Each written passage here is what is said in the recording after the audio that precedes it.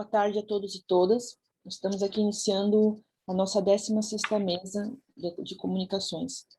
Antes de iniciar, eu pediria para que todos aqueles que não forem se apresentar, desliguem as suas câmeras e microfones, e lembrando que o nosso evento ele vai ser gravado e transmitido ao vivo pelo YouTube.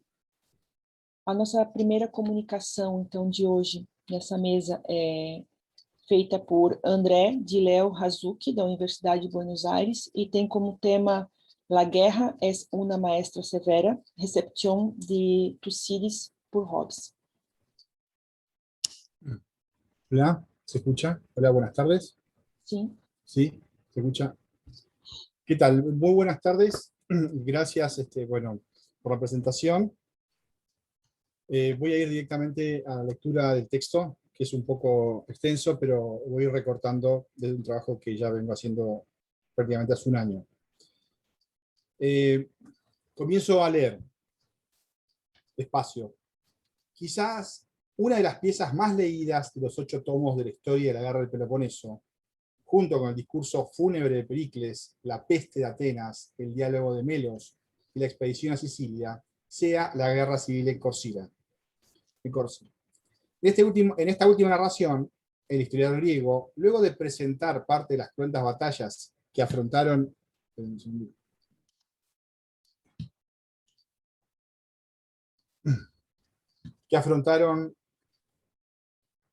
el bando democrático apoyado por Atenas contra el bando oligárquico apoyado por Esparta, afirma sin ambages que la guerra es una maestra severa, o una otra traducción posible, una maestra de violencia. Polemos, viaios, didáscalos. Pues la guerra modela las inclinaciones de la mayoría de acuerdo con las circunstancias imperantes. Para Tucídides, el estudio de la guerra no estriba únicamente en un relato detallado y cronológico de episodios bélicos, sino principalmente en incitar al lector a reflexionar sobre los motivos que llevan a los hombres a enfrentarse y dañarse en ciertas situaciones extremas. En la historia de la guerra de Peloponeso es posible identificar 3 tipos de conflictos entre los hombres. Como ejemplo de situaciones extremas, los que son resultado de lo que hoy llamaríamos una guerra internacional, por ejemplo cuando los atenienses y los espartanos, o los aliados de cada uno de ellos entablan un conflicto armado entre sí, una guerra civil o una revolución, cuando dentro de una ciudad los bandos democráticos y oligárquicos se enfrentan entre sí, o una peste, como la que sucedió en Atenas apenas empezada la guerra, donde la presencia de una muerte inminente produjo en los ciudadanos un relajamiento inusitado en lo moral y en lo cívico.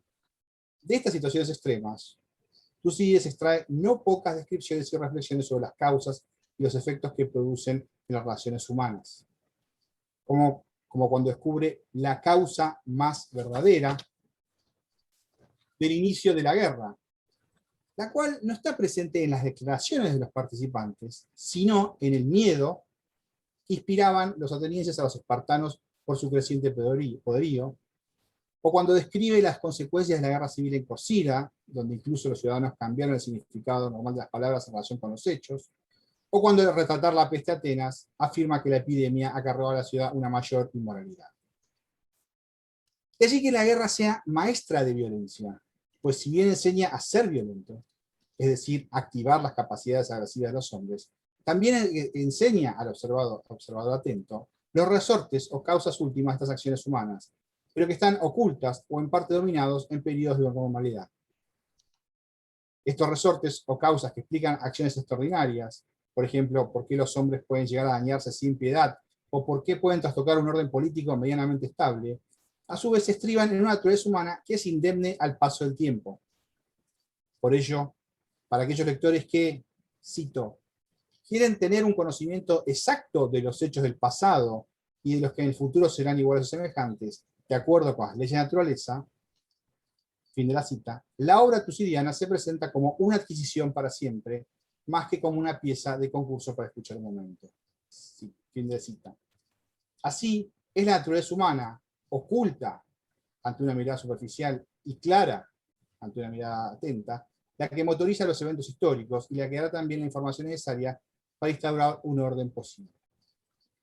Estas ideas hallarían interés en quien sería uno de los filósofos que más esmeraría en postular una teoría política que pueda zanjar las disputas entre los hombres, evitando lo máximo posible la guerra. Thomas Hobbes. Como filósofo moderno, abocado a lo político, pretenderá encontrar los fundamentos de un orden aceptable. Ahora bien, estos se hallan paradójicamente en la guerra, el desorden o el caos. Solo porque esta situación acecha constantemente la praxis humana, el hombre crea esa esfera humana de inestable paz. Ambos conceptos se presentan estrechamente vinculados cuando se pretenden pensarlos. En efecto, pensar los fundamentos de lo político es pensar la guerra, en tanto que este es fundamento de aquella, y pensar la guerra es pensar la política, en tanto que aquella es resultado de una decisión de esta. Considero que la enseñanza más importante que ha dejado la obra del historiador griego, el filósofo británico, es la de proporcionar este fecundo horizonte de pensamiento político. Para demostrarlo, en primer lugar, esbozo el siguiente recorrido, el cual voy a cortar y voy a seleccionar algunas partes quizás que son menos trabajadas. Voy a ir ahora al contexto de producción de la traducción de Hobbes. Eso es la década del 20, sobre todo del 25 en adelante, 1625 a 1630. La traducción y la introducción a la historia de la guerra del Peloponeso, realizada por Hobbes, quedó registrada en marzo de 1628, aunque fuera publicada en 1629. Una tarea como esta tuvo que haberle llevado por lo menos un año o un poco más. Lamentablemente no ha quedado ningún registro epistolar entre Hobbes y algún amigo, colega o patrón durante este periodo, que pueda proporcionar mayor detalle a estas cosas. King Hoestra, y sobre todo, no ha quedado detalle sobre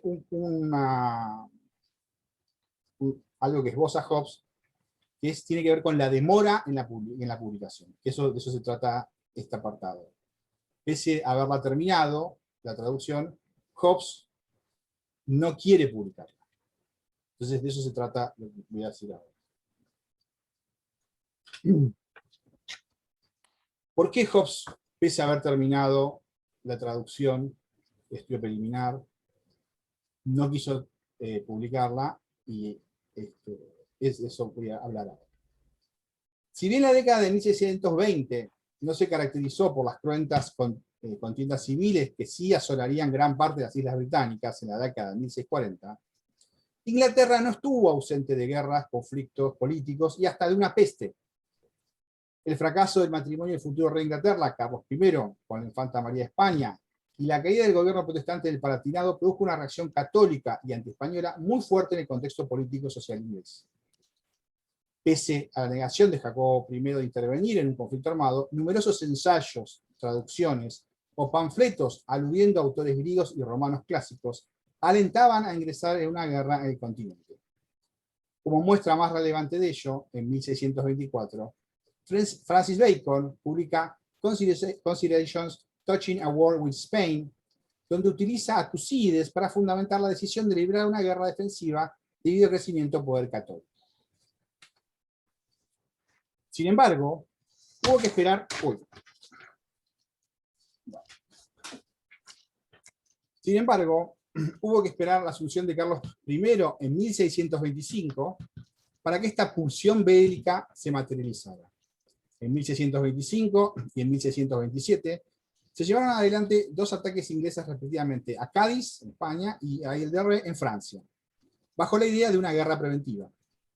Pero las pérdidas de vidas y barcos protestantes debido a una categórica derrota en el continente por el bando católico produjo un tratado de paz con España en 1630, la retirada de la presencia británica de la Europa continental y una imagen negativa de Carlos I ante el Parlamento que se profundizaría en las décadas siguientes hasta encontrar su trágica muerte en la Revolución Inglesa. Por estos años, Thomas Hobbes no solo era el secretario de William Cavendish, sino también asistía a Francis Bacon en sus tareas intelectuales.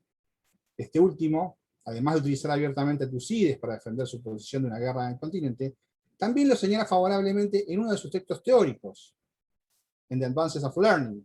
Ya ahí habla muy bien de él.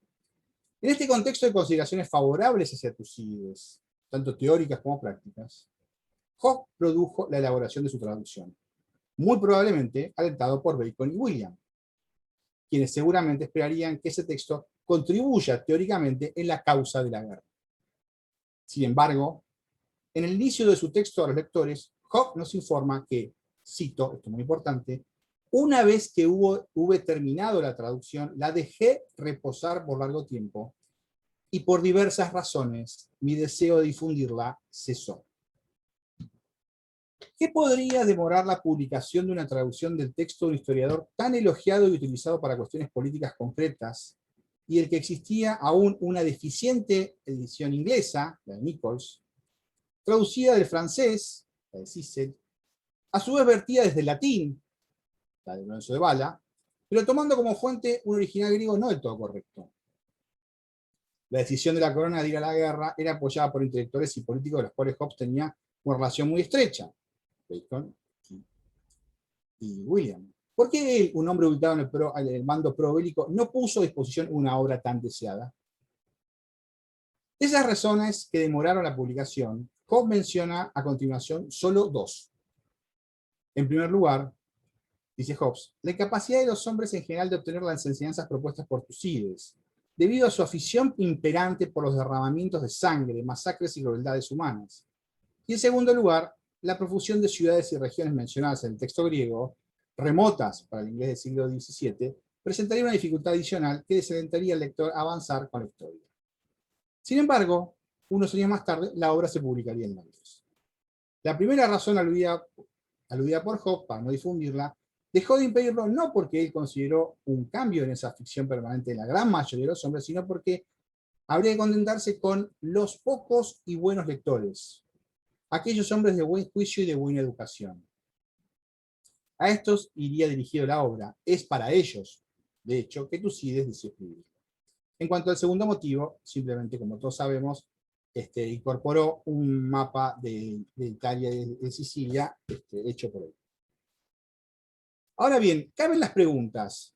¿Quiénes son los pocos y buenos lectores, los hombres de buen juicio y buena educación a los que Hobbes se refiere en su estudio preliminar? ¿Acaso Bacon y William no lo eran ya en 1625? Hasta podría considerarse una falta de respeto a las razones esgrimidas por Hobbes, pues el año de publicación ambos patrones habían fallecido. ¿Por qué Hobbes no se contentó con ese tipo de lectores antes de 1628 y sí lo hizo después de ese año?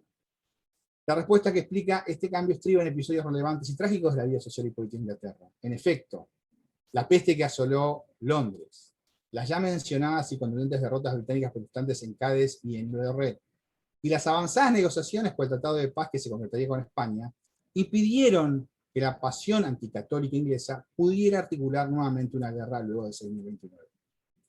En este nuevo contexto de relativa paz, aunque sea fruto de impactantes derrotas militares, el lector de buen juicio y buena educación ahora sí podrá extraer lecciones para sí mismo y por sí mismo, y logrará rastrear los orígenes de las intenciones y de deliberaciones de los autores en cuestión. La historia de la guerra del Peloponeso podría ahora ser leída y meditada, pero sin ser convertida en un texto cegado para la defensa de una coyuntura política poco favorable para la paz pública por esa afición de muchos hombres por la guerra. La demora de la publicación es sumamente significativa para el que quiero argumentar este trabajo.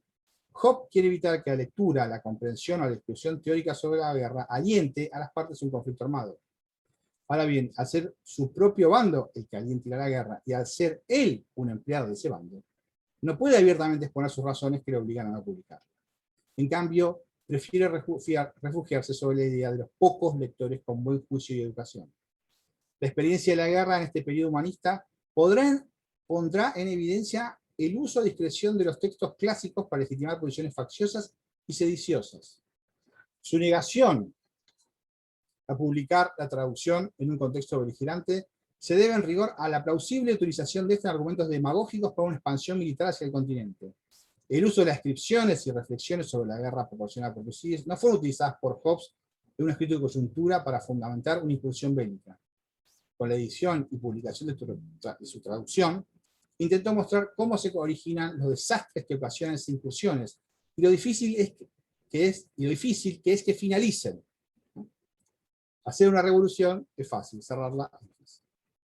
En rigor, el uso de Hobbes a la del bagaje conceptual de historiador griego le servirá no para fundamentar la guerra, sino para fundamentar la paz. Sobre la recepción, yo la divido en dos partes. Una que tiene que ver con la lectura de Hobbes que está expuesta en ese estudio preliminar, lamentablemente no la voy a leer porque voy a perder tiempo, y voy a pasar directamente a la influencia de Tucídides, sí ya en la obra madura,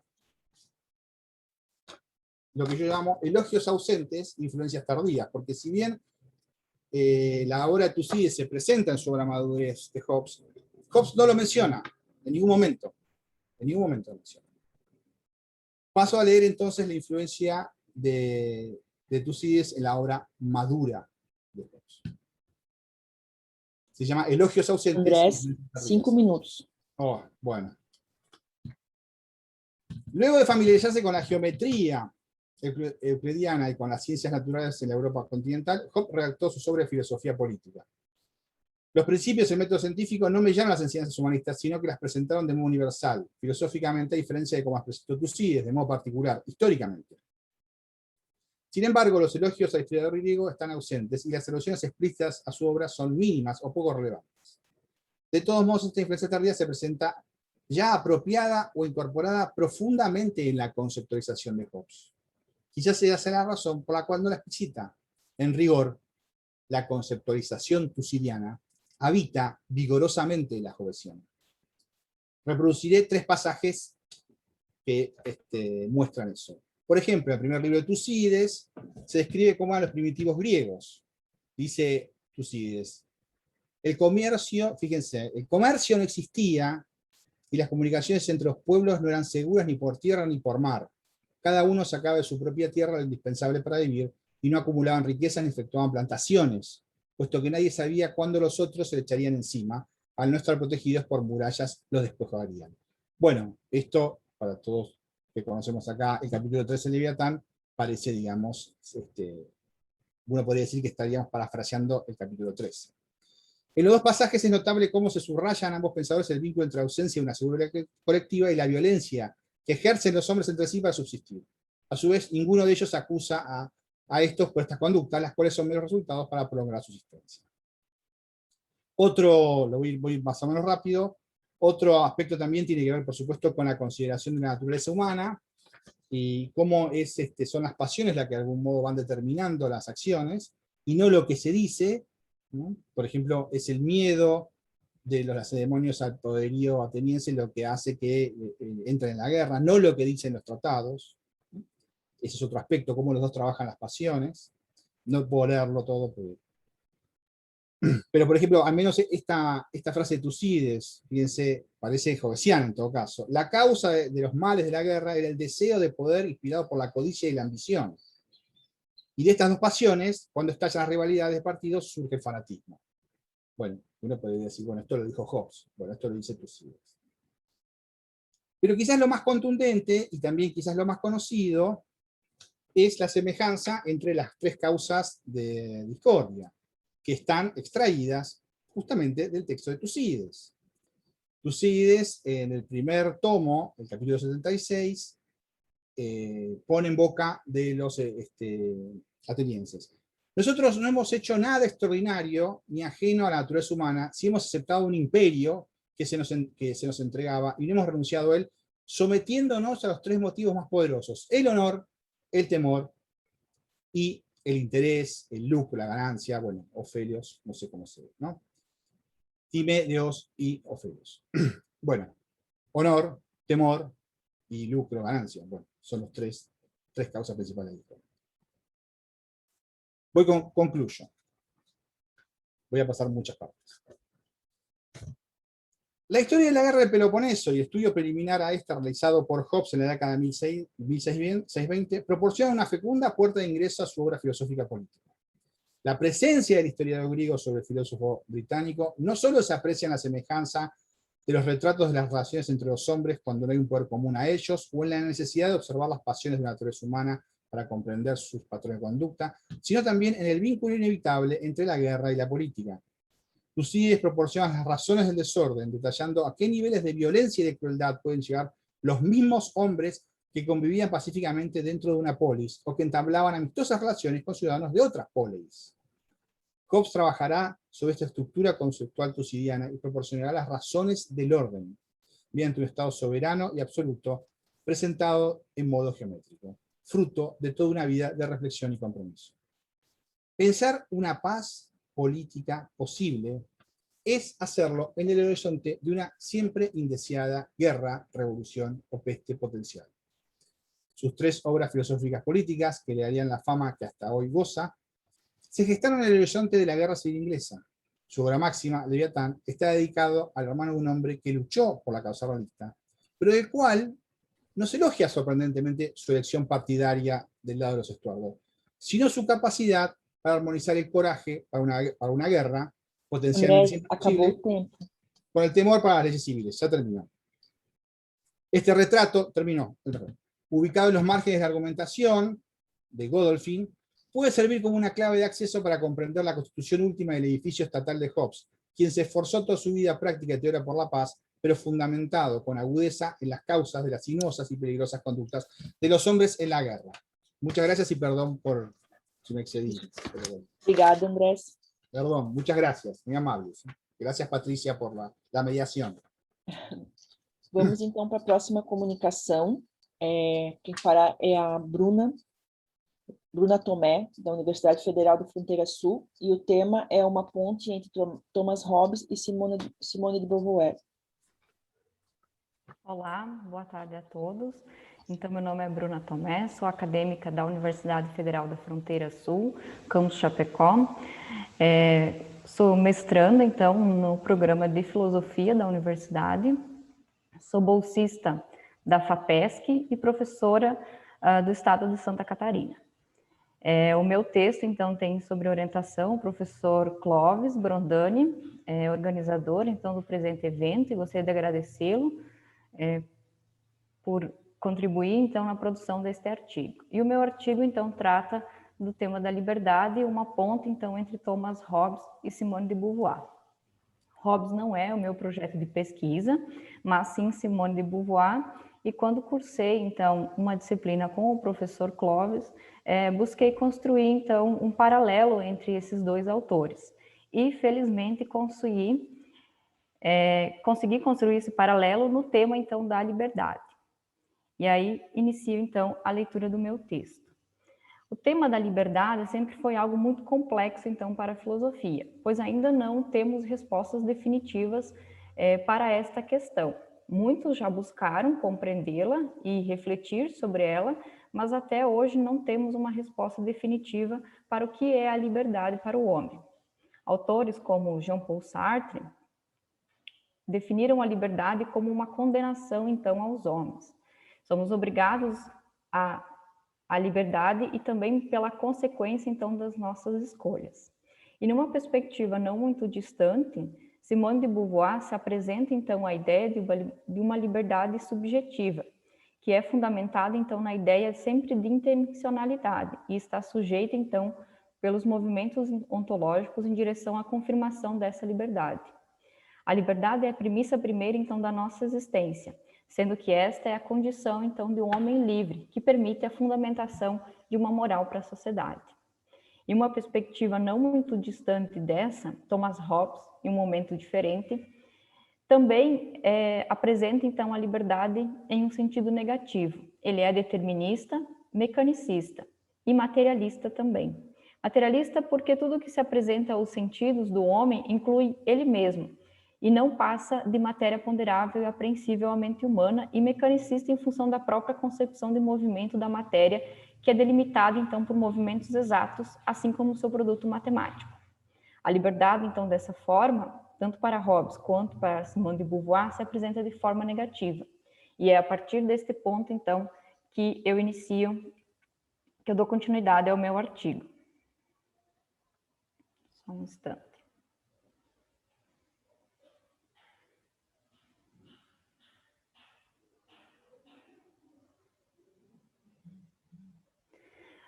Hobbes vive num momento muito particular da Inglaterra, e isso marca profundamente, então, a sua obra, principalmente quando a gente fala, então, do Leviatã, que é o seu tratado político mais expressivo, né? Mas, quando tratamos, então, da liberdade, ela é, segundo Hobbes, a ausência de impedimentos externos ao movimento, ou seja, a ausência de impedimentos, que por muitas vezes tiram parte do poder que cada um tem de fazer o que quer, mas não pode obstar o que usa o poder que lhe resta conforme o seu julgamento e razão, então, que lhe dita. A ideia de liberdade do indivíduo consiste sempre na busca de seus próprios interesses, sem que haja impedimentos, então, de fora. Ele repousa numa arraigada intuição do indivíduo moderno.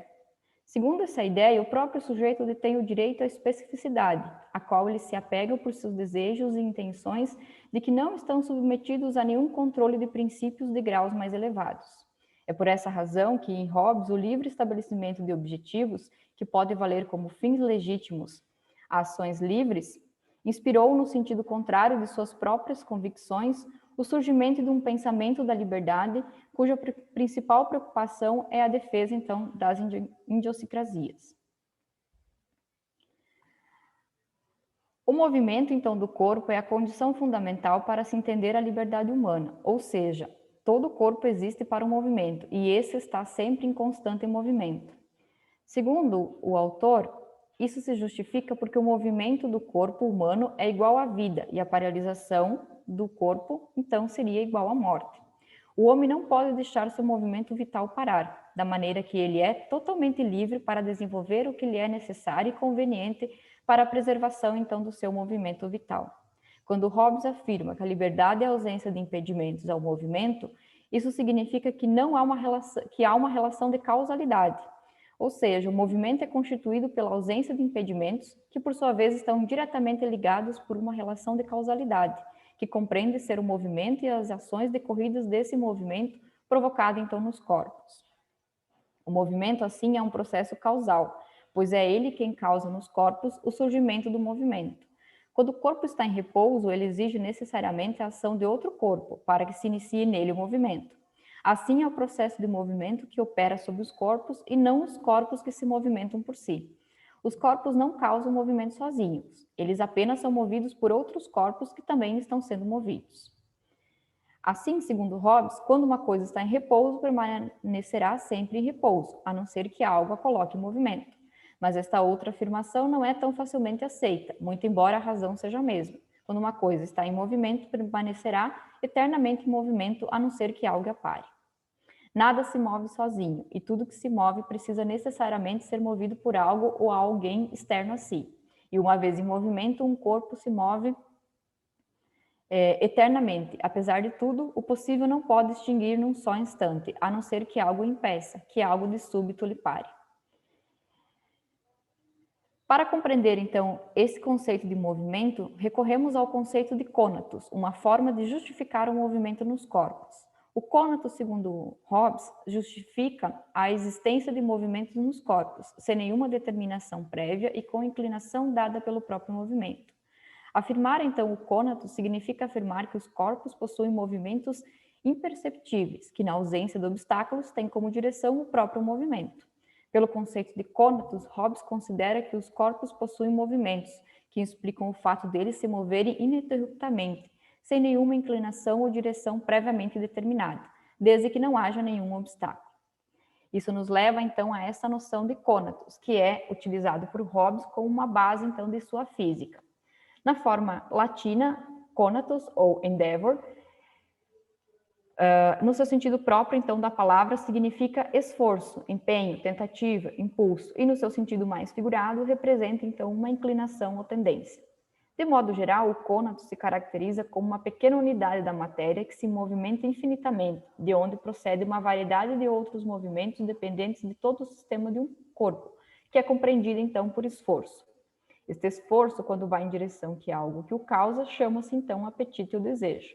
Quando o esforço vai em direção contrária de alguma coisa, chama-se geralmente aversão. As palavras de apetite e aversão provêm do latim e ambas designam movimentos, um de aproximação, outro de afastamento. Dessa forma, a própria natureza impõe aos homens certas verdades, com as quais depois eles irão topar quando procurarem algo ou alguém na natureza. Aquilo que os homens desejam pode-se dizer que amam, e que odeiam as coisas pelas quais sentem aversão. Desejo e amor são semelhantes entre si, porém desejo é quando o objeto não está presente e amor é quando ele nos aparece. Assim como aversão e ódio são semelhantes, da mesma forma que desejo e amor. Aversão é quando o objeto não está presente e ódio é quando ele nos aparece, aos nossos sentidos. Alguns desejos e aversões são inatos ao homem, como, por exemplo, o desejo pelo alimento ou a aversão ao frio ou ao calor intenso. Mas, em geral, os apetites por coisas específicas provêm, então, da nossa experiência e a comprovação de seus efeitos sobre os corpos, porque todas as coisas que não conhecemos não podemos ter outro desejo que não seja o de prová-las. Porém, podemos ter aversão a coisas que sabemos que nos causam danos, mas não é pelas coisas que conhecemos, mas também pelas quais desconhecemos os danos que nos podem causar. Quando as coisas que não nos causam nem desejo nem aversão, essas podem ser chamadas de desprezíveis, pois esse não é outra coisa senão uma imobilidade do coração ao resistir à ação de certos objetos. Isso se deve ao coração já ser movido por objetos mais potentes, ou à falta de experiência daquilo que nos causa desprezo. Segundo Hobbes, seja qual for o objeto de apetite ou desejo dos homens, esse objeto é aquele que cada um designa como bom. Ao objeto que provém seu ódio ou aversão se designa então como mal. E ao objeto objeto de desprezo designa-se como vil ou insignificante, pois as palavras boas, más e desprezíveis são sempre usadas em relação à pessoa que a usa. Não há nada simples e absolutamente, ou regra alguma comum ao bem e ao mal, que possa ser extraído da natureza dos objetos. Ela só pode ser tirada de cada um, das pessoas que as representam, ou em caso de discordância em relação a alguma regra, que poderá ser tirada de um juiz. Essa questão é aqui brevemente apresentada em função para que haja o movimento é necessário, segundo Hobbes, um certo esforço, e este, por sua vez, é apresentado então a partir do conceito de conatos, que justamente é o esforço necessário para a realização do movimento externo dos corpos. Aliás, a ideia de movimento é o ponto de partida do conatos, causa universalmente presente em todos os corpos, que justifica a afirmação da filosofia hobbesiana como uma filosofia do movimento.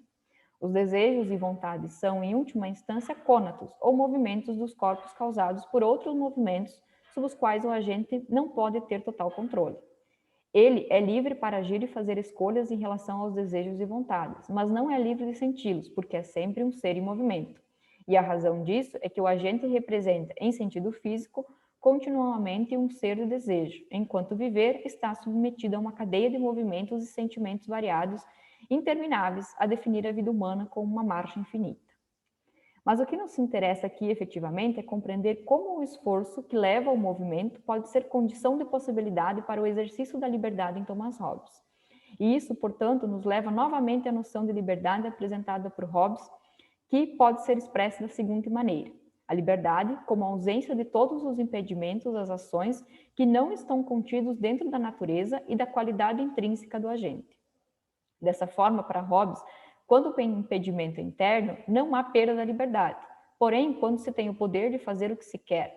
Todavia, quando o impedimento é externo, há uma ausência da liberdade. Assim, o homem é livre quando não há impedimentos externos de agir conforme sua vontade e natureza. É exatamente no objeto da vontade e do desejo que se pode identificar a liberdade do agente, quando a ele não é imposta nenhuma barreira externa que o impeça de alcançar o objeto de sua vontade. As necessidades do indivíduo são a causa primeira para desencadear nele o princípio do movimento.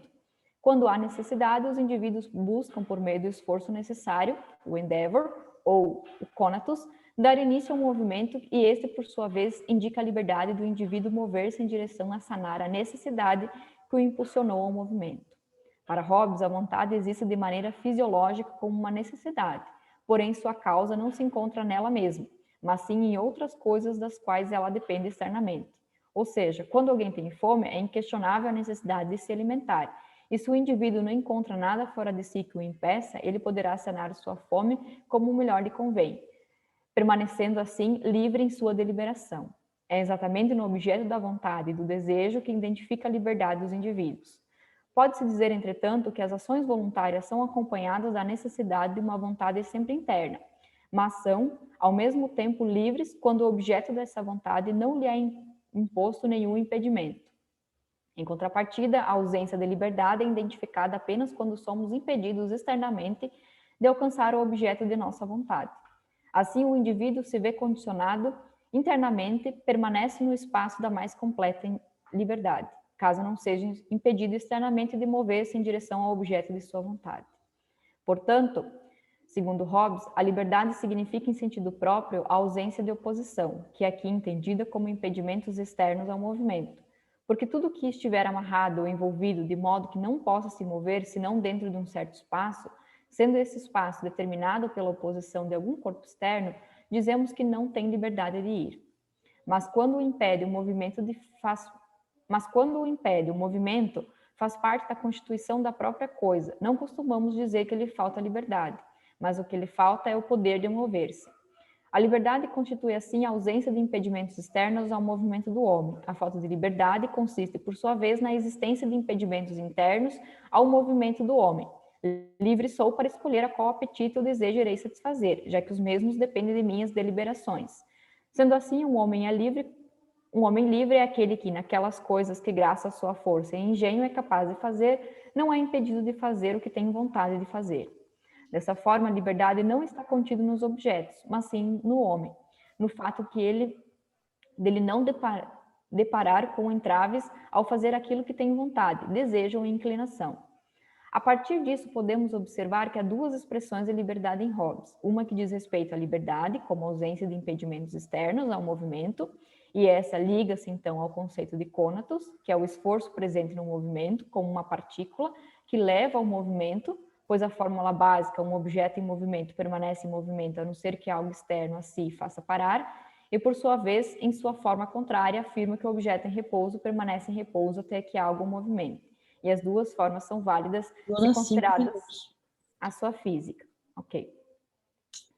A outra forma expressa para a liberdade de Hobbes consiste na ausência de impedimentos externos ao movimento, contudo aqui ligado ao homem.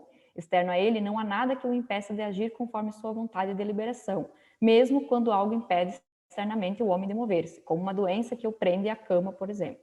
Ainda há liberdade em suas deliberações, porque lhe falta é o poder de mover-se e não a liberdade de o fazer. O impedimento é somente interno, cabe apenas ao homem atender ou não às suas vontades e desejos. Mesmo quando não cabe ao homem sentir ou não determinados apetites ou aversões, a escolha reside em atender ou não a tais apetites e aversões. Não posso não sentir fome quando estou com fome, não posso não sentir sede quando estou com sede, mas posso, e não há impedimentos externos, encontrar a melhor maneira de sanar minha fome ou minha sede. E agora eu passo para as deliberações de Simone de Beauvoir. Ela também nasce num momento histórico muito particular da humanidade. E isso faz com que também a sua obra, esses acontecimentos estejam refletidos na sua obra, né? Assim como Hobbes, quando chega então às livrarias francesas em 1949, o livro O Segundo Sexo, ela coloca-se então entre uma das mais importantes filósofas do século XX, e esse impacto se dá então por fazer uma análise clara da condição da mulher na sociedade burguesa. Os tabus, os medos, os preconceitos que as mulheres enfrentaram ao longo de sua existência estavam ali todos reunidos em uma análise profunda e detalhada de cada fase e sobre os diversos aspectos de ser, então, mulher. Para Beauvoir, como uma filósofa representante, então, do século XX, apresenta várias preocupações com seu tempo, e dentre elas o fracasso da experiência socialista, que teve como principal consequência a restrição das liberdades individuais no seu país e o avanço de um certo individualismo burguês, que só fez aumentar, então, o abismo entre as diferenças sociais já gritantes naquele momento. Talvez essa seja a razão por que sua filosofia esteja centrada em uma perspectiva política e histórica, ao repensar esse indivíduo no âmbito de uma ontologia de forma não estar dissociado com a realidade. E assim adentramos no universo de 1947, no qual os acontecimentos históricos foram fundamentais para o amadurecimento, então, de suas análises. Beauvoir observa que o Código francês não mais incluía a obediência dos deveres da esposa e de toda cidadã e da cidadã. Elas se tornaram eleitoras. Essas liberdades civis permaneceram abstratas quando não estão acompanhadas de uma autonomia econômica. Segundo Beauvoir, a mulher sustentada não se liberta do homem por poder votar, mas se os costumes ainda a impõem obstáculos, ela continua então em sua condição de vassalo. Assim foi pelo trabalho que a mulher descobriu grande parte da distância que a separava do homem. Porém, só o trabalho pode assegurar uma liberdade concreta para as mulheres. Contudo, ele ainda não é a liberdade. Dessa forma, recai sobre nós a seguinte questão: o que é de fato a liberdade para Simone de Beauvoir? O trabalho é uma forma de possibilitar a liberdade para as mulheres. Porém, ele ainda não é a liberdade em si. Ela afirma que, em sua maioria, os trabalhadores ainda são explorados. A estrutura social não foi suficientemente modificada pela evolução da condição feminina. Este mundo, que sempre pertenceu aos homens, conserva ainda a forma que eles lhe imprimiram. Atualmente, em sua maioria, as mulheres que trabalham não se evadem do mundo feminino tradicional, não recebem da sociedade nem dos seus companheiros a ajuda que seria necessária para se tornarem concretamente iguais aos homens e, portanto, então livres. A ideia de liberdade expressa por ela se aproxima muito da ideia de liberdade expressa por Sartre, onde somos, então, condenados pela nossa liberdade e responsáveis pela consequência, então, das nossas escolhas. O exercício pleno da liberdade sempre foi impossibilitado ou dificultado pela moral unitária em seu meio à multiplicidade.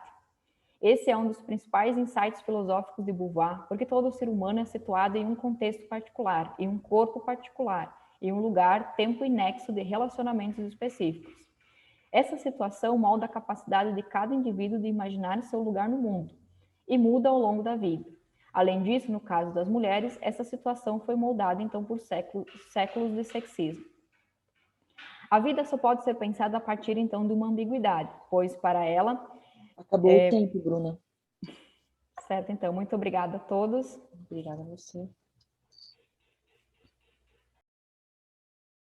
Agora teremos a apresentação de Márcio Seco, da Universidade Federal de Rondônia, intitulada Soberania e Loucura em Thomas Hobbes. Bom, boa tarde, né? E, claro, agradecer também, né, a organização e parabenizar a organização, né? Então, de parabéns, porque não é fácil organizar um evento dessa maneira, não é, com tanta distância, problemas de internet, tudo isso, e tem dado tudo muito certo, está tudo muito legal, né? Bom, falando da minha apresentação, o título, como todos devem ter visto, é Soberania e Loucura em Thomas Hobbes. É, de certa maneira, uma continuação daquilo que eu já apresentei no nosso último evento, né? E que tinha como ponto central a ideia de sujeitos socialmente inatos, ou seja, louco era, na verdade, um dos sujeitos que eu, pelo menos, compreendo como sendo um dos arquétipos daqueles indivíduos que são absolutamente insociáveis em Hobbes e que não deveriam ser aceitos em sociedade, né? O ponto que eu queria trabalhar agora, por diversas razões, entre elas, inclusive, a situação que nós vivemos atualmente no país, né, é a vinculação da possibilidade de se pensar a loucura com a soberania. Essa vinculação da loucura com a soberania, ela pode se dar de pelo menos duas formas, eu diria. A primeira delas é pensando que o soberano pode utilizar a loucura como um meio ou estratégia para que possa se perpetuar no poder ou ainda para que possa, de alguma maneira, fortalecer ainda mais ou expandir o seu poder durante um certo tempo. Isso significaria que o próprio soberano não é um louco, não deve ser chamado como um louco, não é ele afetado pela loucura, mas é alguém que utiliza a loucura do povo ou de porções do povo para que possa, então, se beneficiar. E a outra possibilidade, obviamente, né, seria aquela na qual o próprio soberano enlouquece. Então, eu vou trabalhar aqui nessa apresentação hoje apenas a primeira possibilidade, que é quando o soberano pode ou usa, né, de alguma maneira, a loucura do povo ou de parte do povo para que possa, então, se fortalecer, ou seja, de acordo com o seu próprio interesse. Eu vou fazer uma retomada, obviamente, do tema da loucura antes, né? E depois, então, eu vou tentar partir. É uma apresentação, por ser 20 minutos apenas, é uma apresentação que está um pouco reduzida em vários pontos, então depois a gente pode, nas questões, esclarecer o que vai ficar provavelmente um pouco obscuro ainda, né? Bom, eu passo a leitura então para que eu não perca mais tempo falando livremente e que eu possa me manter nos 20 minutinhos. Thomas Hobbes dedica boa parte do capítulo 8º do Leviatã ao tratamento do tema da loucura. O mesmo tema recebeu especial atenção também em The Elements of Law. Na obra de 640, Hobbes define loucura como nada mais do que alguma imaginação de tal predominância sobre todo o resto que não temos paixão que não tenha vindo dela. Duas concepções são identificadas por Hobbes como sendo causadoras da loucura: excessiva vanglória ou vão desânimo, ou vain dejection, como está no texto. Né? A mesma explicação é encontrada no Leviatã, quanto às causas da loucura, como sendo fundada sempre na vanglória, vulgarmente chamada de orgulho, conceito de si, a vaidade, ou no desânimo da mente, vinculada a uma forma de loucura vulgarmente chamada melancolia. Segundo Hobbes, ter por qualquer coisa paixões mais fortes e intensas do que geralmente se verifica nos outros é aquilo a que os homens chamam loucura. Por esta definição, Hobbes conclui que existem tantas espécies de loucura como existem de paixões. Os sujeitos afetados pelo orgulho, como uma de suas principais paixões, parecem ter uma especial capacidade de se tornarem raivosos e desenvolverem a espécie de loucura chamada raiva ou fúria. A raiva pode surgir de um excessivo e habitual desejo de vingança. Pode ser resultado de um amor excessivo, somado ao ciúme. A raiva pode ser consequência de uma opinião exagerada de si mesmo, quanto à inspiração divina, à sabedoria, à erudição, às maneiras e coisas semelhantes. Essa opinião exagerada de si mesmo leva à leviandade, entendida como ter paixões indiferentemente por todas as coisas, que, somada à inveja, que é a tristeza causada pelo sucesso de um competidor, mais o esforço para suplantar ou impor obstáculos ao mesmo, gera o comportamento raivoso. Outro caso gerador de raiva é quando temos uma forte opinião sobre uma verdade que expressamos, que, quando contrariada, pode provocar a fúria. Em outro momento, ainda no capítulo 8º do Leviatã, Hobbes parece acrescentar à definição de loucura, como paixões intensas demais, outro conceito, que é o de loucura, que é o de que a loucura é também a condição de termos paixões sem guia, cujo sintoma é o excesso da manifestação das paixões. Este é o caso que notamos quando alguém se embriaga. A embriaguez desnuda no embriagado a deformidade, momentânea ou não, de suas paixões, e gera comportamentos parecidos aos dos loucos, que são afetados constantemente pelo excesso de paixão. A embriaguez faz o sujeito soltar as rédeas de sua conduta e dificulta a dissimulação deliberada das paixões, pois o embriagado torna-se incapaz de perceber com clareza a deformidade de algumas paixões e as manifesta sem ser guiado pelo decoro que as boas maneiras indicariam.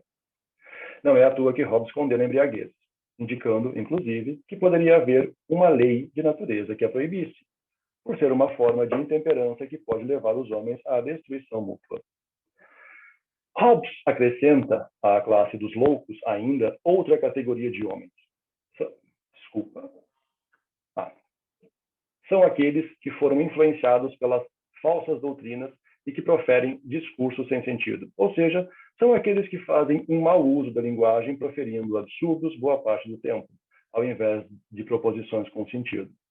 Esse tipo de homens é bastante pernicioso, pois causa uma porção de desentendimentos públicos, não só no que concerne à ciência natural, mas em todos os assuntos da vida civil.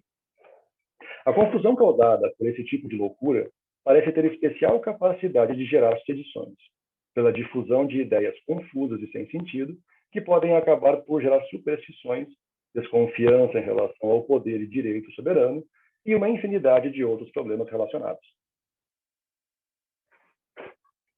Entre os loucos mais perigosos da vida pública estão, com certeza, aqueles que se acreditam inspirados por alguma vontade divina.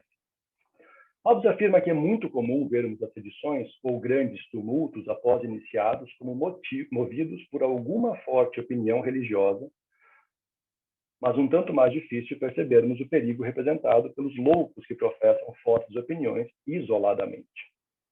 Esse tipo de loucos é capaz de acusar, combater e destruir mesmo as pessoas que sempre estiveram ao seu lado e as protegeram. Acusam e destroem seus amigos com base em convicções de que o fazem em nome de uma vontade divina que lhes sussurra segredos e indica ações. Esse tipo de loucos provoca grandes sedições. Segundo Hobbes, cito, podemos estar absolutamente certos de que as suas paixões individuais fazem parte do rugido sedicioso de uma nação conturbada. Isso está no Leviatã, capítulo 8º. A outra espécie de loucura, denominada melancolia, está vinculada a medos infundados, que parecem causar uma indevida sensação de insegurança, superstições ou desconfiança excessiva. Hobbes não se aprofunda muito nesse tipo de loucura, apenas acrescenta mais um elemento à sua definição. Todas as paixões, eu cito, todas as paixões que provocam comportamentos estranhos e invulgares são designadas pelo nome geral de loucura. E, se os excessos são loucura, não resta dúvida de que as próprias paixões, quando tendem para o mal, constituem outros tantos graus de loucura. Fim de citação. Uma boa administração das paixões é tão importante e fundamental para Hobbes que este chega a condicionar a sociabilidade dos indivíduos a paixões bem reguladas. Ao falar da complacência, quinta lei de natureza, Hobbes afirma que cada homem deve se esforçar por se acomodar com os outros, e que aqueles homens que, cito, devido à obstinação de suas paixões, não puderem ser corrigidos, deverão ser abandonados ou expulsos da sociedade como hostis a ela. Isso a gente vai encontrar no capítulo 15 do Leviatã. Na sequência do capítulo 15, Hobbes segue e afirma que, cito, dado que todos os sinais de desprezo provocam a luta, segue-se o preceito racional ou lei de natureza contra a contumélia, ou seja, que ninguém, por atos, palavras, atitude ou gesto, declare ódio ou desprezo pelo outro.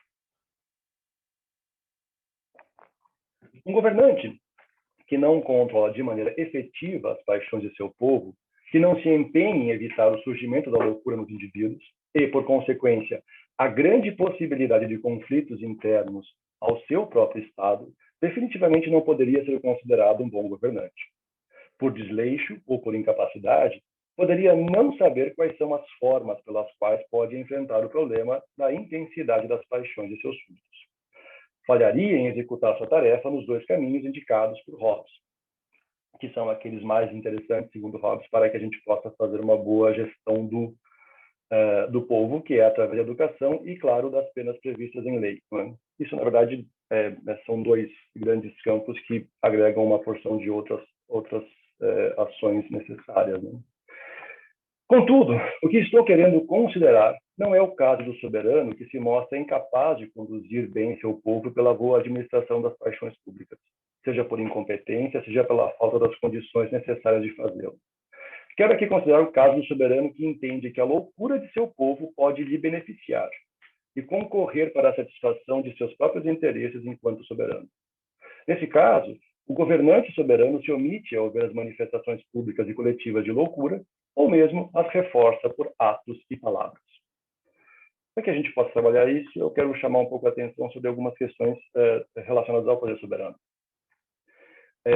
Hobbes afirma no capítulo 18 do Leviatã que considera-se que uma república tenha sido instituída quando uma multidão, isso é uma citação, uma multidão de homens concorda e pactua, cada um com cada um dos outros, que a qualquer homem ou assembleia de homens, a quem seja atribuído pela maioria o direito de representar a pessoa de todos eles, ou seja, de ser o seu representante, todos, sem exceção, tanto os que votam a favor dele, quanto os que votaram contra ele, deverão autorizar todos os atos e decisões desse homem ou assembleia de homens, tal como se fossem os seus próprios atos e decisões, a fim de viverem em paz uns com os outros e serem protegidos dos demais homens. Skinner, em seu Hobbes and the Purely Artificial Person of the State, defende a ideia de que o Estado é uma pessoa puramente artificial, fruto do pacto feito pela multidão. O Estado é uma pessoa artificial formada pelos vínculos criados pelo contrato que instituem internamente a soberania e os poderes soberanos. Segundo Hobbes, uma república pode ser definida como, cito, uma pessoa de cujos atos uma grande multidão, mediante pactos recíprocos uns com os outros, foi instituída por todos como autora, de modo que ela pode usar a força e os recursos de todos, de maneira que considerar conveniente para assegurar a paz e a defesa comuns. Fim de citação. Isso está no capítulo 17 do também Leviatã. Essa pessoa artificialmente criada necessitará de uma pessoa natural que possa representá-la. Essa pessoa natural é o soberano, que ocupará o cargo de soberano representante e terá o poder soberano. Hobbes, se acompanharmos a interpretação de Skinner, desvincula a soberania, o cargo do soberano representante, e os poderes soberanos da pessoa natural que será posteriormente escolhida para representar a pessoa artificial. A distinção daquilo que é a soberania, enquanto parte da pessoa artificial com os poderes soberanos a ela vinculados, da pessoa natural que virá ocupar o cargo soberano representante, é fundamental aqui.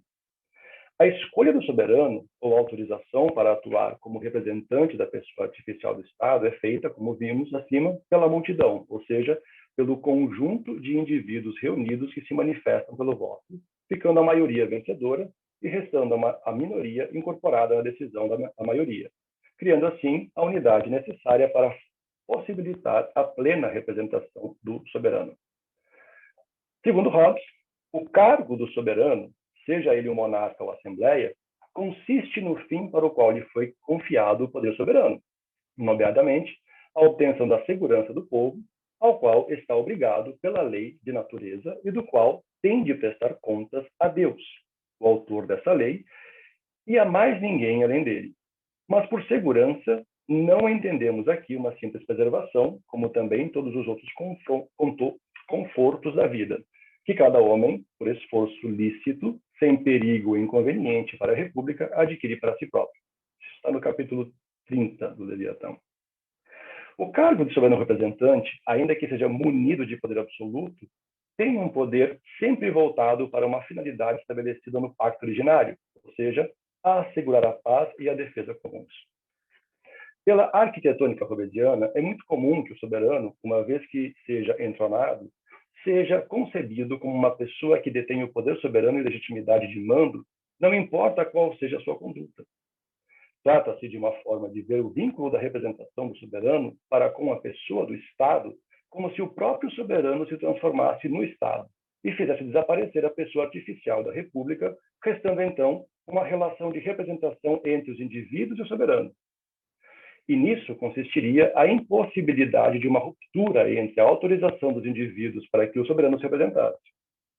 Não haveria forma de se colocar a questão de um exercício injusto, defeituoso da soberania, pois a pessoa natural do soberano estaria autorizada a agir de acordo com o seu próprio julgamento e seu interesse deveria ser tomado como 5 minutos. Como o interesse público.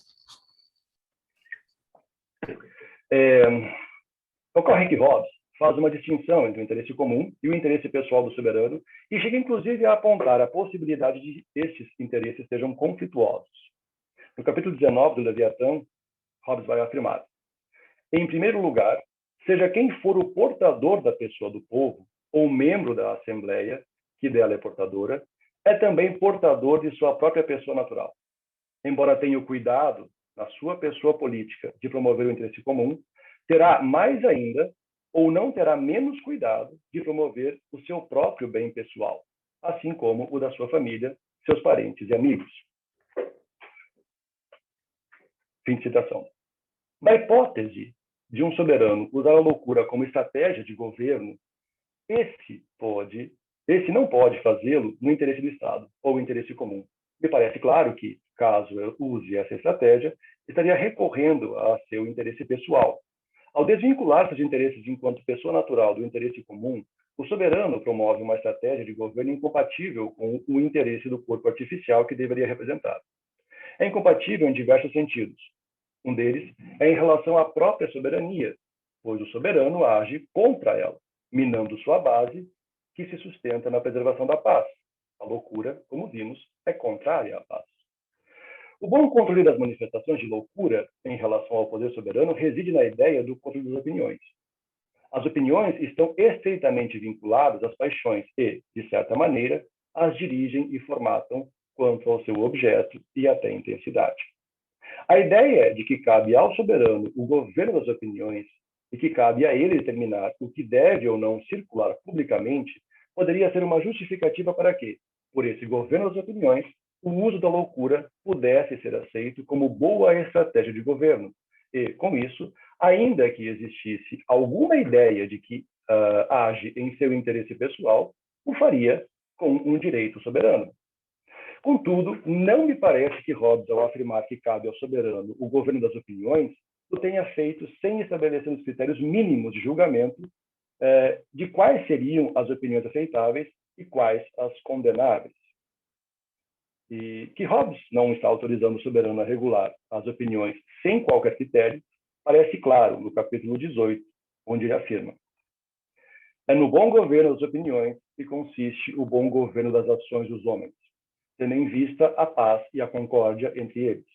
E embora em matéria de doutrina não se deva olhar para nada senão para a verdade, nada se opõe à sua regulação em função da paz, pois uma doutrina contrária à paz não pode ser verdadeira, tal como a paz e a concórdia não podem ser contrárias à lei de natureza. Fim de citação. Não seria aceitável, portanto, que o soberano pretendesse, no cargo de soberano representante, inculcar no seu povo a ideia de que seu poder tem origem exclusivamente divina, por exemplo. Esse tipo de opinião seria contrária, não, talvez, aos interesses da pessoa do soberano, mas certamente contrária à própria ideia de soberania apresentada no Leviatã, como fundamentada na vontade dos indivíduos. Nesse caso, podemos notar o que seria um conflito, claro, entre os interesses da pessoa natural do soberano, de apresentar-se como enviado de Deus, e, nesse sentido, um representante dos interesses divinos, e o interesse da própria pessoa do Estado artificial, que vê na pessoa do soberano um representante do Estado ou da sociedade civil. Com os deveres, portanto, de representar os interesses vinculados a esse corpo que deveria representar. O uso da loucura, como parte de uma estratégia de governo, portanto, se faria impossível e incompatível com o exercício do poder soberano. Mais do que isso, um tal uso pode pôr às claras o abandono por parte da pessoa do soberano de seu vínculo com a soberania. Enfim, eu paro aqui, Patrícia, porque acho que meu tempo acabou, é isso? Tem um minutinho. Ok, bom, eu vou tentar então fazer um resuminho aqui. Bom, a ideia que eu tenho com esse trabalho, é óbvio, ele está ainda bastante no início, né? E essa vinculação não é tão simples quanto pode parecer no primeiro momento. No final das contas, tentar apontar que a ideia de que a loucura poderia, em algum momento, ser aceita, ser reforçada por algum soberano, como maneira de garantir o seu poder, ou mesmo de reforçar o seu poder, poderia colocá-lo numa situação em que nós tivéssemos uma vinculação do soberano com aqueles que são os loucos que ele alimenta ou que permite que fiquem na sociedade, permaneçam na sociedade com as suas manifestações de loucura. E nesse sentido que nós teríamos, na verdade, a criação de um vínculo por um interesse pessoal com um grupo específico, ao invés daquilo que seria o vínculo do soberano com a soberania e que seria, então, a representação que se espera que ele tenha, né, enquanto soberano de um Estado. E isso poderia, claro, ter algum tipo de consequência em relação à possibilidade de resistência, né, e recurso ao direito natural. Mas isso, bom, aí já é para o próximo congresso, né? É isso. Obrigado, Márcio. Então, pessoal, abrimos agora para as perguntas. Lembrando, fazer as perguntas de uma forma mais sucinta, objetiva, e pela aquela ferramentazinha lá que nós temos ali de levantar a mão. Eu já tenho uma pergunta aqui da professora Isabel Limonge para Bruna. Ela pediu, como ela está acompanhando via YouTube, eu vou colocar a pergunta que ela fez. Ela perguntou para a Bruna qual que é o que une Hobbes e Simone de Beauvoir. Então, respondendo à pergunta da Bel, o que une, então, os dois é que quando a gente aloca eles num sistema negativo, de liberdade negativa, os dois estão nesse mesmo sistema. Então, os dois observam que a liberdade, ela é negativa, ela não é uma liberdade positiva, no sentido de que a liberdade em Hobbes e a liberdade em Simone de Beauvoir não são vistas como aquela ideia de liberdade que a gente tem como algo lindo e maravilhoso, né? Mas sim como algo que pesa, então, sobre os seres humanos, no fato de que os seres humanos, por agirem livremente, então, sempre serão responsáveis pelas consequências das suas ações.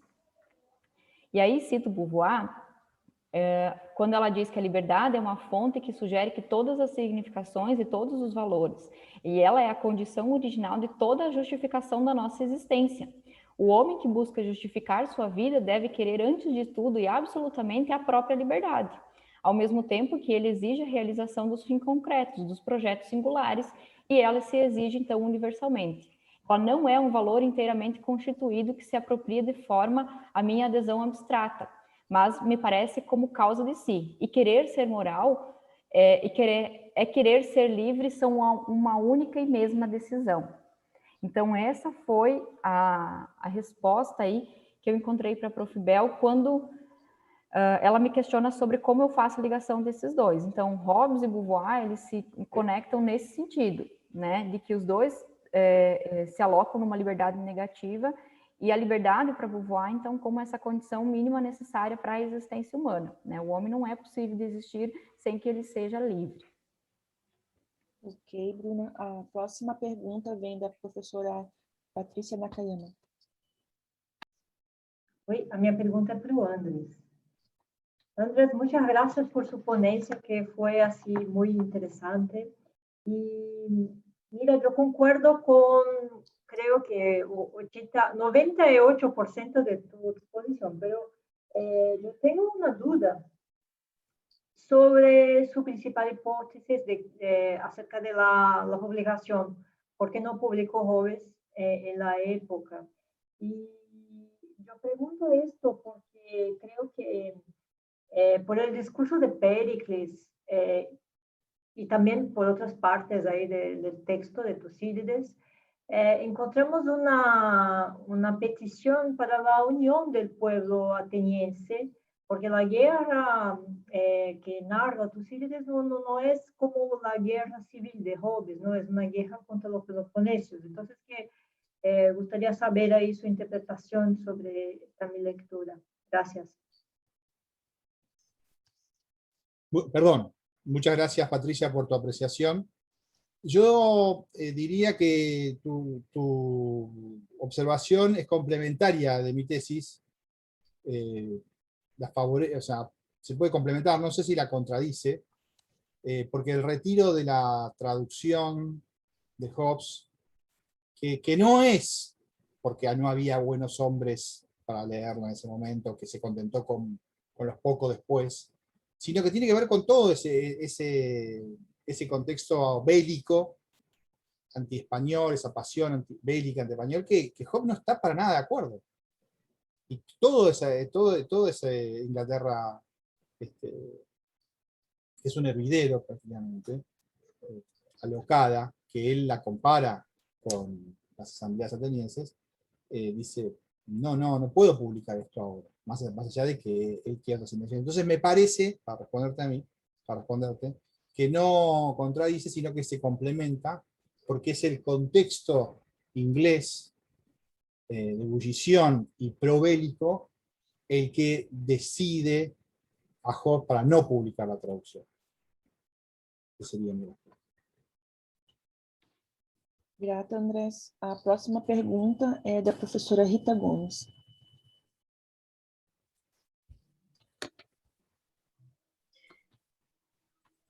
Olá, obrigada pelas apresentações, Andrés, Bruna, Márcio.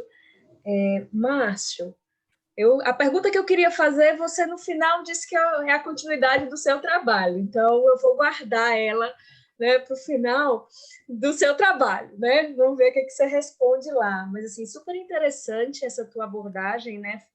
Uma coisa que me atravessou, vamos dizer assim, com a tua fala, né?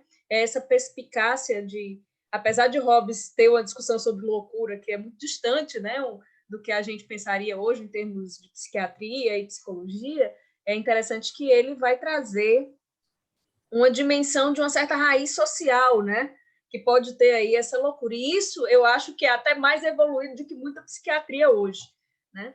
Mas o que eu queria te perguntar é que, e aí você me corrige se eu tiver entendido mal, mas parece que o caminho que está apontando para você é que é necessário a gente separar, não é? Essa pessoa natural do representante do Estado em si, né? Da pessoa fictícia que ele está lá. E aí eu fiquei me lembrando aqui, eu sou péssima de citação, onde que ela está, mas quando o Hobbes vai...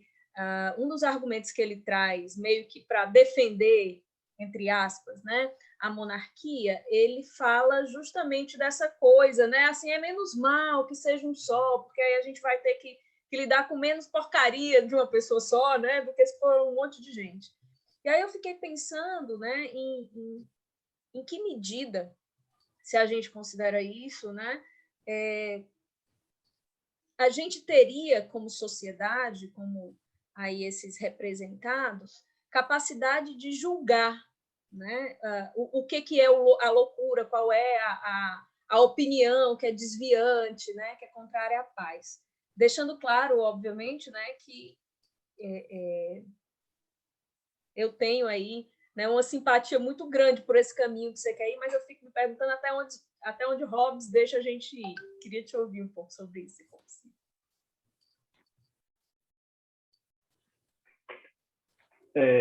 Bom, Rita, obrigado. Prazer te ver assim mesmo que à distância. Então, assim, quando você lembra dessa passagem na qual o Hobbes ele faz uma defesa da monarquia, justamente fazendo uma comparação daquilo que seria o que nós teríamos na aristocracia e na democracia, né, que seria uma luta intestina dentro daqueles que exercem o poder, porque, na verdade, se você tem um poder dividido, cada um vai lutar cada vez por mais poder, então busca seu interesse pessoal. Isso é, na verdade, uma partezinha da citação que eu trouxe aqui, né? Que é justamente a ideia de que a gente consegue fazer essa distinção, portanto, da pessoa natural e da pessoa que seria a pessoa que representa, né? A pessoa artificial que representa, então, o Estado. O que acontece? Eu não consegui, por falta de tempo, avançar num argumento específico que mesmo que nós tivéssemos, por exemplo, que nós concordássemos com Hobbes que a monarquia promove um encontro perfeito entre o interesse comum e o interesse da pessoa natural, do soberano, porque uma vez ele vai dizer, a riqueza do rei é a riqueza do povo. A saúde do rei é a saúde do povo, a força do rei, aliás, a força do povo é a força do rei, ou seja, não há por que ele querer dinheiro nos seus cofres, quando, na verdade, o dinheiro que corre, né, que circula como sangue na sua sociedade, é, na verdade, o seu dinheiro. Né? Então, ele não precisa ficar fazendo esse tipo de coisa. Né? Mas, ainda assim, a gente tem um problema, e aí tem a ver, de novo, com outro elemento que eu acho que é um elemento um dos arquétipos da insociabilidade em Hobbes, que é a ideia do idiota. Porque o soberano pode se comportar como um idiota, como um perfeito idiota, ou seja, alguém que não compreende, né, como chegar a satisfazer os seus próprios interesses. E essa era uma parte do argumento, mas eu tive que cortar, porque senão não cabe tudo, né? Mas é uma parte que eu acho que nos ajudaria, na verdade, a transportar melhor aquilo que poderia ser uma situação atual para dentro da teoria hobbesiana, porque mesmo numa monarquia absolutista, onde nós tivéssemos, então, apenas uma pessoa no comando, se essa pessoa se comporta como um idiota e não consegue, então, compreender como pode fazer com que o seu autointeresse seja satisfeito, não é? Ela pode acabar enveredando para um caminho que não seja, não é, aquele caminho que ele previu. Não é? Esse é o primeiro ponto. O segundo ponto era sobre... Desculpa, você tinha uma outra pergunta que era... como julgar, tá? Não, peraí. Como julgar o que é contrário àquilo que seria a paz, né? Bom, me parece que o Hobbes ele fez isso ao publicar, né, as suas obras. Ele, na verdade, dá a conhecer aquilo que seriam, né, os critérios pelos quais a gente pode fazer julgamentos. Não é? Então, se você tem alguém que, em algum momento, promove aquilo que, inclusive, está dito por ele como sendo, né, contrário à própria paz, né, ele, de certa maneira, diz, olha... usem aqui, vocês têm aqui um manual, né? Usem. Eu não sei, essa discussão sobre até que ponto, né, isso é para o povo, enfim, isso eu não quero nem entrar, porque acho que não faz muito sentido. Né? Agora, no final das contas, né, os critérios podem ser usados publicamente. Né? E a ideia de que o soberano só seria aquele que pode julgar, bom, isso é uma questão de direito. Né? Mas não, é uma questão de fato. Né? Os indivíduos continuam julgando, continuam pensando, continuam pesquisando e sabendo. Então, no final das contas, o julgamento das pessoas particulares continua acontecendo, e isso poderia, né, eu acho que ser feito tranquilamente. Claro, como é que você consegue unificar esse julgamento e depois transformar isso num movimento legítimo é outra coisa. Não sei se te respondi, Rita. A próxima pergunta vem da professora Isabel Limonges.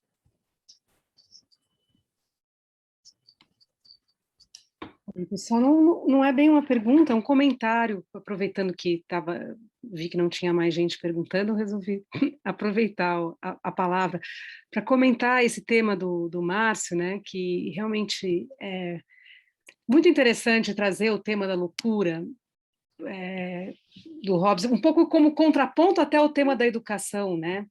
Tem a educação, quer dizer, a ideia que está por trás disso, da importância desses temas, é que o Leviatã só funciona sobre o pressuposto de uma racionalidade mínima, tanto dos súditos, quanto, aí agora esse passo a mais que você deu, né, quanto da pessoa natural do soberano, seja ele uma só, muitas, seja lá quem for, mas essa materialidade, né, de quem ocupa o cargo de representante, né, que as suas paixões, a sua dinâmica passional é fundamental no esquema todo, né? Quer dizer, o Hobbes não abandona jamais o plano da física, né? Permanece ali por trás de todo o artifício jurídico, né? Então, eu só queria comentar isso e também aí botar um pouquinho minha colher nessa conversa aí com a Rita, né? Porque eu acho que daí não é muito questão de como julgar se está louco ou não. É que se está, não funciona. É só um fato, a coisa desanda. Então, é até interessante, porque agora nós temos isso, né? Nós temos um louco no governo.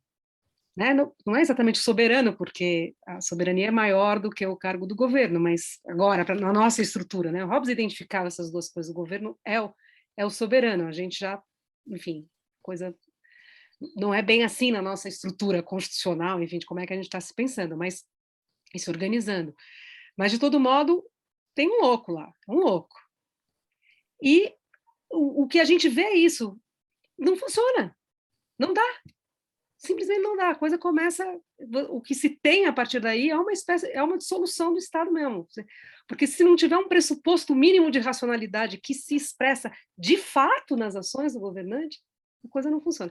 Então, só queria fazer esse comentário, não é uma pergunta. E, enfim, fiquem à vontade para responder ou não, comentar o comentário ou não comentar nada. Valeu, gente. Obrigada. Posso, Patrícia? Pode. Obrigado, Bel. Realmente esse é o caminho, né? Eu acho que tem quando você fala, a gente tem um louco, né? Eu, na verdade, sempre fico na dúvida, né? E por isso eu queria explorar muito mais essa imagem, né? Do soberano e como é que ele se constitui, porque me parece que a gente pode trabalhar tanto se pegar a teoria do Hobbes, né? Tanto com a ideia do idiota quanto com a ideia do louco. Né? Então a gente conseguiria, né, mais ou menos escrever por essas duas imagens. Né? O que é mais interessante é o seguinte, né? O próprio Hobbes diz, são duas figuras insociáveis. Elas na verdade elas não deveriam ser aceitas na sociedade como particulares. Agora, quando você eleva uma pessoa que tem esse tipo de conduta, né? Ou seja, que não tem compreensão, que não tem capacidade de desenvolver razão, porque é um idiota, ou ainda que por algum tipo de deficiência nas suas paixões, também não consegue se comportar racionalmente, quando você eleva esse indivíduo à categoria de soberano, você, no final das contas, promove, né, como que uma falsa ideia de representação, eu acho. Esse indivíduo não é capaz de compreender aquilo que são as exigências do cargo. O cargo exige muito mais do que aquilo que pode ser compreendido por um idiota ou por um maluco. Então, eu ainda vou ter que trabalhar bastante sobre isso, porque essa parte é a mais complexa de todos, como você pode imaginar, né? Que é como é que você poderia considerar, por exemplo, que o cargo fica vago. Na verdade, não há cargo preenchido nesse caso, né? Porque você não consegue estabelecer perfeitamente os vínculos entre o representante e a pessoa artificial do Estado, mais ou menos por aí. Tem bastante problemas nisso, né? Muitos problemas, eu consigo imaginar uns 10, mas assim, a minha ideia é tentar encontrar uma forma de caminhar por aí, para que a gente possa, então, em algum momento, ter essa dissociação, né, entre aquele que, mesmo que ocupe, né, o lugar, não faz o papel desse grande teatro, né, das pessoas, né, que o Hobbes pensou, né? Ele não é a persona, na verdade, encarnada. Enfim.